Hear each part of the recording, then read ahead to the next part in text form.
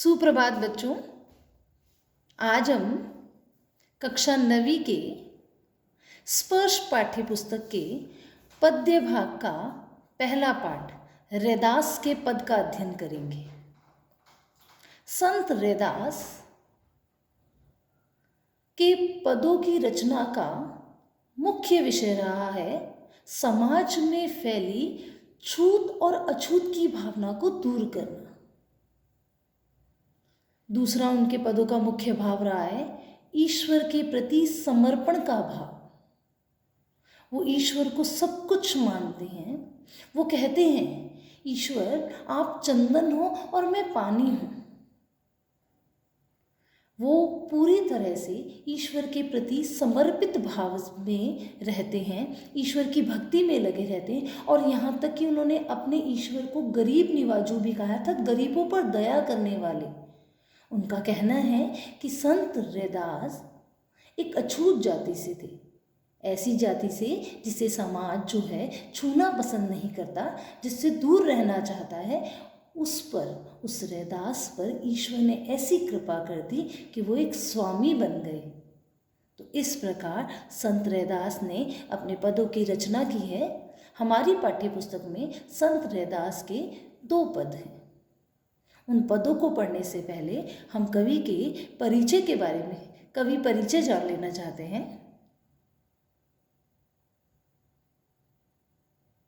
कवि परिचय। रैदास नाम से विख्यात संत रविदास का जन्म सन 1388 और निर्वाण सन 1518 में बनारस में ही हुआ। इनका नाम क्या था? रविदास, लेकिन इनको हम रैदास नाम से जानते हैं। इनका जो जन्म हुआ था वो सन 1388 ईस्वी में हुआ। निर्वाण अर्थात इनकी मृत्यु 1518 ईस्वी में बनारस में हुई, ऐसा माना जाता है। इनकी ख्याति से प्रभावित होकर सिकंदर लोदी ने इन्हें दिल्ली आने का निमंत्रण भेजा था।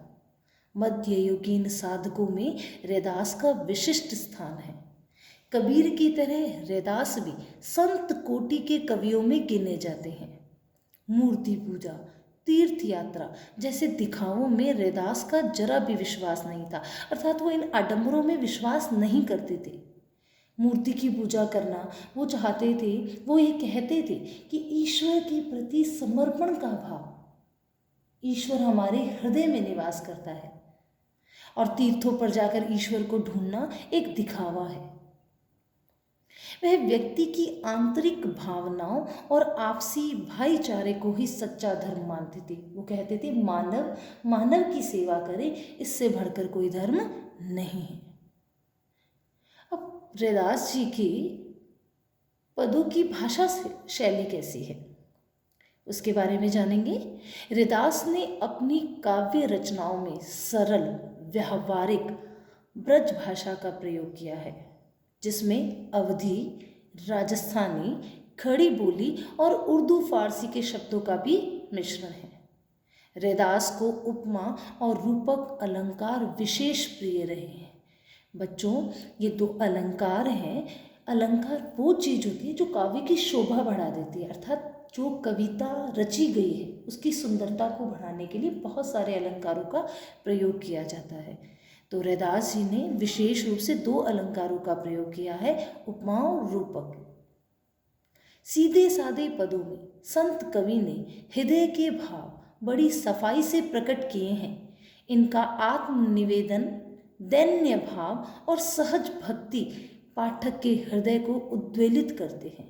आत्मनिवेदन अर्थात अपने आप को समर्पित कर देना, ईश्वर के आगे वंदना करना, प्रार्थना करना। दैन्य भाव अर्थात दीनता का भाव, बिल्कुल दीन अवस्था में एकदम समर्पण के साथ ईश्वर की पूजा करना। सहज भक्ति, ईश्वर की सरल भक्ति। इस तरह से जो उन्होंने पदों की रचना की है वो पढ़ने वाले के हृदय को उद्वेलित कर देती है, अर्थात प्रसन्न कर देती है, उसे निश्चित तौर से प्रभावित करती है। रैदास के 40 पद सिखों के पवित्र धर्म ग्रंथ गुरु ग्रंथ साहिब में भी सम्मिलित है, अर्थात इन्होंने जो पद लिखे उनमें से 40 पद जो है वो सिखों का एक पवित्र ग्रंथ है गुरु ग्रंथ साहिब, उसमें भी शामिल है। प्रस्तुत पाठ में रैदास के 2 पद लिए गए हैं। पहला पद, प्रभु जी तुम चंदन हम पानी में। कवि अपने आराध्य को याद करते हुए उनसे अपनी तुलना करते हैं। उसका प्रभु बाहर कहीं किसी मंदिर या मस्जिद में नहीं रहता। उसका अर्थात रैदास जी का ये कहना है कि जो प्रभु हैं वो मंदिर मस्जिद में नहीं रहते, अपितु हमारे अंतस में विद्यमान रहते हैं, हमारे हृदय में, हमारे मन में सदा विद्यमान रहते हैं। यही नहीं, वे हर हाल में, हर काल में उससे श्रेष्ठ और सर्वगुण संपन्न है। अर्थात वो कहते हैं ईश्वर हर हाल में, हर स्थिति में, हर समय भक्त से ही श्रेष्ठ है, भक्त से सर्वगुण संपन्न है। अर्थात भक्त में कुछ नहीं है, सब कुछ जो है वो ईश्वर ही है।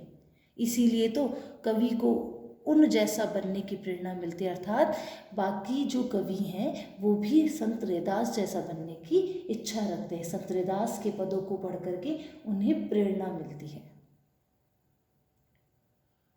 तो कवि परिचय जानने के बाद, उनकी भाषा शैली जानने के बाद, पहले पद के मूल भाव अर्थात पहले पद में रैदास जी ने क्या कहना चाहा है, ये सब जानने के बाद अब हम अपनी पाठ्य पुस्तक में आए रैदास जी के पहले पद का अध्ययन करेंगे। अब कैसे छूटे राम नाम रट लागी, प्रभु जी तुम चंदन हम पानी, जाकी अंग अंग बास समानी, प्रभु जी तुम घन बन हम मोरा, जैसे चितवत चंद चकोरा, प्रभु जी तुम दीपक हम बाती, जाकी ज्योति बरे दिन राती, प्रभु जी तुम मोती हम धागा, जैसे सोनहि मिलत सुहागा, प्रभु जी तुम स्वामी हम दासा, ऐसी भक्ति करे रे दासा।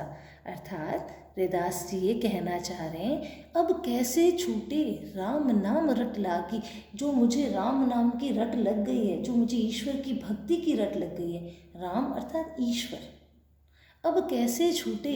अब वो भक्ति मुझसे छूटती नहीं है, मैं उसी में ही सुख की प्राप्ति कर रहा हूँ। अब वो राम नाम की जो रट मुझे लग गई है वो अब मुझसे नहीं छूटेगी।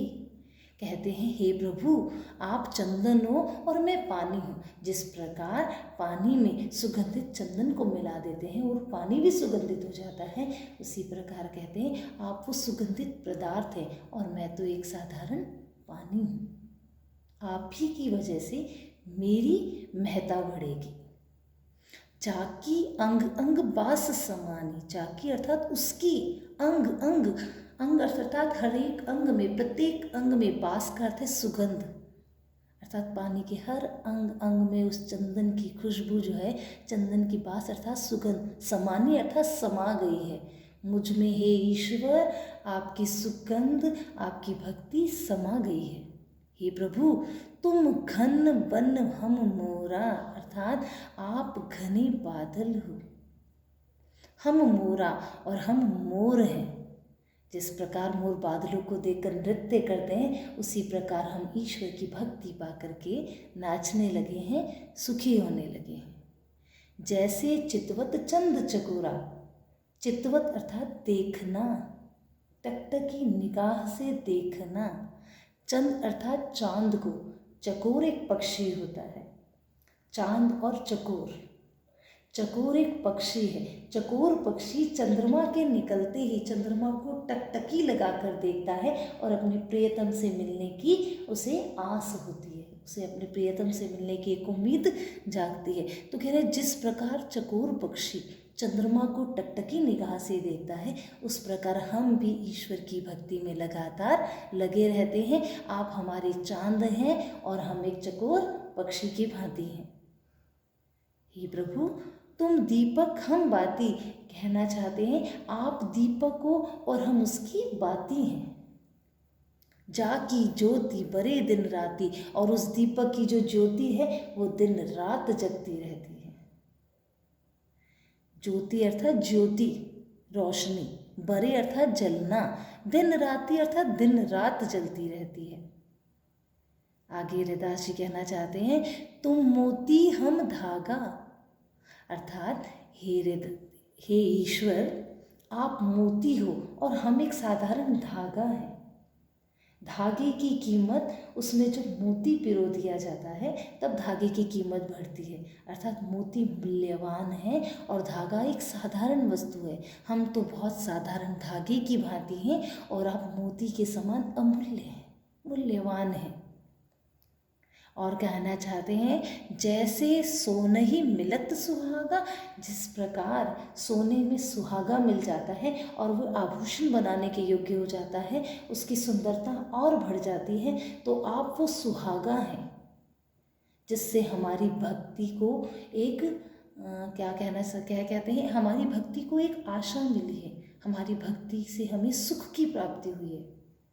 आप वो सुहागा हैं जिसे पाकर के हमारे जीवन का लक्ष्य पूरा हुआ है, हमारे जीवन में एक चमक आई है, आपकी भक्ति हमें प्राप्त हुई है। हे प्रभु जी, तुम स्वामी हम दासा। यहाँ पर दैन्य भाव, दास्य भाव से हृदास जी कहना चाह रहे हैं कि आप हमारे स्वामी हैं, हम आपके दास हैं, हम सदा आपके दास रहेंगे। ऐसी भक्ति करे रे दासा। हृदास जी प्रभु की इस प्रकार भक्ति करते हुए कहते हैं कि आप स्वामी हैं और मैं दास हूँ। तो बच्चों, इस प्रकार हमने हृदास द्वारा लिखे गए पहले पद का अर्थ समझा। मैं दोबारा इसको एक बार बताना चाहूँगी। कवि हृदास कहते हैं, हे प्रभु, मुझे आपका नाम रटने की ऐसी आदत पड़ गई है जो अब किसी तरह से छूटती नहीं है। आप चंदन हैं तो मैं साधारण जल हूँ जो चंदन के मेल से सुगंधित हो गया है। हे ईश्वर, आप ऐसे घने काले बादल के समान हैं जिसके दर्शन करके मेरा मन मोर नाचने लगता है। जिस तरह चकोर पक्षी चंद्रमा को देखकर प्रसन्न होता है, उसी प्रकार मैं भी आपको निहार कर प्रसन्न होता हूँ। आप ऐसे दीपक हैं जिसकी ज्योति दिन रात जलती रहती है। मैं खुद को धन्य मानता हूँ क्योंकि मैं उस दीपक की बाती हूँ। हे प्रभु, आप अमूल्य मोती हैं और मैं एक साधारण धागा हूँ जिसमें अमूल्य मोती पिरोए जाने के कारण धागा भी सार्थक हो गया है, अर्थात धागे की भी महत्ता बढ़ गई है। जिस प्रकार सोने के साथ सुहागी का मेल होने से वह निखर जाता है तथा आभूषण बनाने योग्य हो जाता है, उसी प्रकार मेरा जीवन भी आपकी भक्ति करने से सार्थक हो गया है। हे प्रभु, आप मेरे स्वामी हैं और मैं आपके चरणों का तुच्छ दास हूँ। तुच्छ दास मतलब एक छोटा सा दास हूँ। इस प्रकार हृदास जी कहते हैं, हे प्रभु, मैं तो आपकी ऐसी ही भक्ति करता हूँ। तो बच्चों, उम्मीद करती हूँ आपको संत हृदास जी के द्वारा लिखा गया पहला पद समझ आ गया होगा। अगली कक्षा में हम हृदास जी द्वारा लिखे गए दूसरे पद का अध्ययन करेंगे।